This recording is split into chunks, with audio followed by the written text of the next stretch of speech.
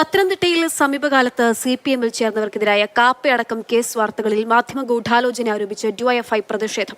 Head post ഓഫീസിന് മുന്നിലെ സമരത്തിൽ കാപ്പ കേസ് പ്രതിയും കൊടിപിടിച്ചു. അതേസമയം CPM-ൽ ചേർന്ന ആളെ കഞ്ചാവുമായി പിടിച്ച സംഭവത്തിൽ എക്സൈസ് ഓഫീസിലേക്ക് നടത്താൻ തീരുമാനിച്ചിരുന്ന സമരം DYFI ഉപേക്ഷിച്ച മട്ടാണ്. CPM പ്രതിരോധത്തിലായ സംഭവത്തിൽ രക്ഷാദൌത്യവുമായാണ് DYFIയുടെ രംഗപ്രവേശം.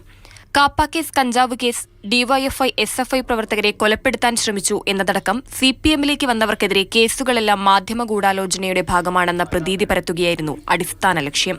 കാപ്പ കേസ് പ്രതി ശരൺചന്ദ്രന്റെ സാന്നിധ്യം ഉറപ്പാക്കിക്കൊണ്ടായിരുന്നു പ്രതിഷേധം. ഞങ്ങളെ കേന്ദ്രപ്പെടുത്തിയിരിക്കുകയാണ്. ഞങ്ങൾക്ക് നാട് വിട്ടു പോകുവാൻ, ഒരു തൊഴിൽ തേടി പോകുവാൻ കഴിയാത്ത രീതിയിൽ കേസുകളിൽ കുരുക്കിയിട്ടിരിക്കുകയാണ്. ഞങ്ങളുടെ ജീവിതം തകർത്തിരിക്കുകയാണ്. സമരത്തിന് കാരണമായി ഉയർത്തിയ വിഷയങ്ങളിൽ മറ്റൊന്ന് യൂത്ത് കോൺഗ്രസ് യുവമോർച്ച അവിശുദ്ധ കൂട്ടുകെട്ടാണ്. CPM-ലെത്തിയ യദുകൃഷ്ണനെ കഞ്ചാവുമായി പിടിച്ച സംഭവത്തിനു പിന്നിൽ യുവമോർച്ച ബന്ധമുള്ള ഉദ്യോഗസ്ഥനാണെന്ന വാദമാണ് പാർട്ടി അന്ന് മുന്നോട്ടുവച്ചത്. കോൺഗ്രസ് ബന്ധമെന്നായിരുന്നു DYFIയുടെ ആരോപണം. ചുരുക്കത്തിൽ അന്വേഷണ സംഘത്തിൽ ഉൾപ്പെട്ട ഉദ്യോഗസ്ഥന്റെ രാഷ്ട്രീയ ചായ്വ് തിരിച്ചറിയുന്നതിൽ പോലും വ്യക്തതയില്ലാതായി. ഉയർന്നുവന്ന ആക്ഷേപങ്ങളെ ആകെ തള്ളിക്കളഞ്ഞ നേതൃത്വവാദങ്ങൾ ജില്ലാ പോലീസ് മേധാവിയുടെ പ്രതികരണത്തോടെയാണ് നിലം തൊടാതെ പോയത്. കാപ്പയ്ക്ക് നമ്മൾ ഇനിഷ്യേറ്റ് ചെയ്തു. കാപ്പ ഓൾറെഡി പിന്നീട് കോടതിയിൽ അതിൻ്റെ നടപടിക്രമങ്ങൾ പൂർത്തിയായി. ആ കേസ് കോടതിയിലുണ്ട്.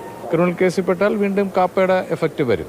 അപ്പോൾ അതിനെ അറസ്റ്റ് ചെയ്യും, ബാക്കി നടപടിയെടുക്കും. എല്ലാ അടവുകളും പരാജയപ്പെടുന്നിടത്ത് ജാള്യത മറയ്ക്കാൻ നടത്തുന്ന ശ്രമമാണ് യുവജന പ്രതിരോധത്തിലൂടെ ഇന്നലെ ഉയർന്നത്.